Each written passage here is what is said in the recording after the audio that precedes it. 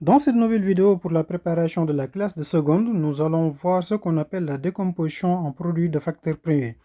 Ici, nous avons une expression A définie par 8 à la puissance 3 multiplié par 5 à la puissance 4 multiplié par 7 à la puissance 3 qu'on va diviser par 5 à la puissance 3 multiplié par 7 à la puissance 5 multiplié par 2 à la puissance 6.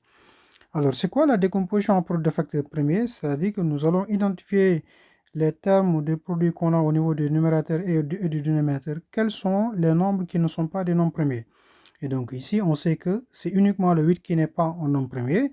Donc on va faire la décomposition en produit de facteurs premiers de 8, puis procéder maintenant à la simplification de notre expression A. Alors on va écrire 8. On sait qu'on va utiliser les nombres premiers. Donc un nombre premier, c'est un nombre qui est divisé par 1 et lui-même. Et on va essayer de diviser par 8 le nombre premier, donc le plus petit et qui est un multiple de 8, c'est rien d'autre que 2. Et on sait que 8 divisé par 2, on aura un 4. 4 divisé par 2, on aura un 2. Et 2 divisé par 2, on aura un 1. Alors, dans ce cas, on peut dire que 8, on peut l'écrire sous la forme de 2 multiplié par 2 multiplié par 2, qui n'est rien d'autre que 2 à la puissance 3.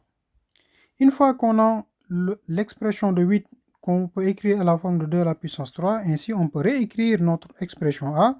Dans ce cas, on aura A qui est égal à 8 multiplié par 8 à la puissance 3. Donc on a 8 à la puissance 3 multiplié par 5 à la puissance 4 multiplié par 7 à la puissance 3. Le tout qu'on divise par 5 à la puissance 3 multiplié par 7 à la puissance 5 multiplié par 2 à la puissance 6, alors ce n'est rien d'autre que la valeur de 8 qui est 2 à la puissance 3, le tout à la puissance 3, multiplié par 5 à la puissance 4, qu'on va multiplier par 7 à la puissance 3, divisé par maintenant 5 à la puissance 3, multiplié par 7 à la puissance 5, multiplié par 2 à la puissance 6. Donc on va faire les calculs étape par étape.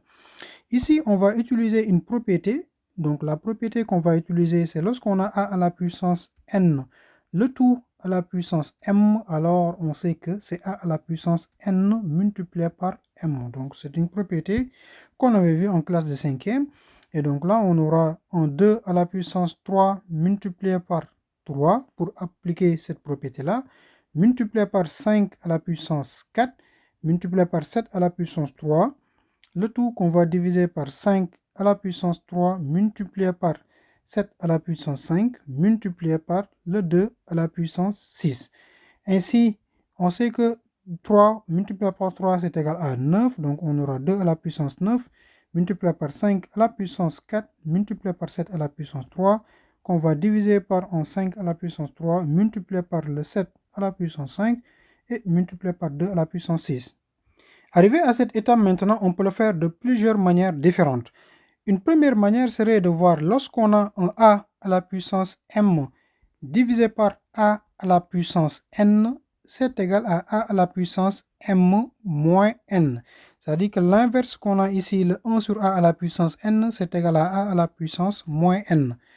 Ainsi, on peut identifier facteur premier par facteur premier avec leur puissance, c'est-à-dire qu'on aura 2 à la puissance 9 divisé par le 2 à la puissance 6 qui est là, multiplié par 5 à la puissance 4 divisé par le 5 à la puissance 3 qui est là, multiplié par 7 à la puissance 3 qu'on peut diviser par 7 à la puissance 5. Donc là, c'est une première méthode de le faire. On pourrait également faire monter les facteurs qui sont au dénominateur avec la puissance moins 1. C'est-à-dire 5 à la puissance moins 3, 7 à la puissance moins 5 et 2 à la puissance moins 6. Donc là, en appliquant cette propriété qu'on a ici, on aura alors, cette expression est égale à 2 à la puissance 9 moins 6, qu'on va multiplier par 5 à la puissance 4 moins 3, qu'on va multiplier par 7 à la puissance 3 moins 5. Donc c'est toujours l'exposant qui est au numérateur moins l'exposant qui est au dénominateur. Donc ainsi, on aura alors, on sait que 2 à la puissance 9 moins 6, ce n'est rien d'autre que 3, qu'on va multiplier par 5, 4 moins 3 qui est égal à 1, qu'on va multiplier par 7 à la puissance 3 moins 5 qui est égal à moins 2. Donc on a l'expression finale qu'on nous a demandé de montrer pour la simplification. Pour maintenant réarranger cette expression, on pourrait écrire dans ce cas que Notre expression A, ce n'est rien d'autre que 2 à la puissance 3 multiplié par 5 uniquement, puisque l'exposant 1 est égal à c'est 5 lui-même, et le tout divisé par 7 à la puissance 2 si on veut éviter l'exposant moins 2 au niveau du numérateur. Ainsi, notre A qu'on devrait simplifier, ce n'est rien d'autre que 2 à la puissance 3 multiplié par 5 divisé par 7 au carré. En exercice maintenant, je vais vous demander d'écrire l'expression B en produit de facteurs premiers. Et donc ici, nous avons 0,0081, 0,036, 2560 divisé par 0,144 multiplié par 2,16 multiplié par 64.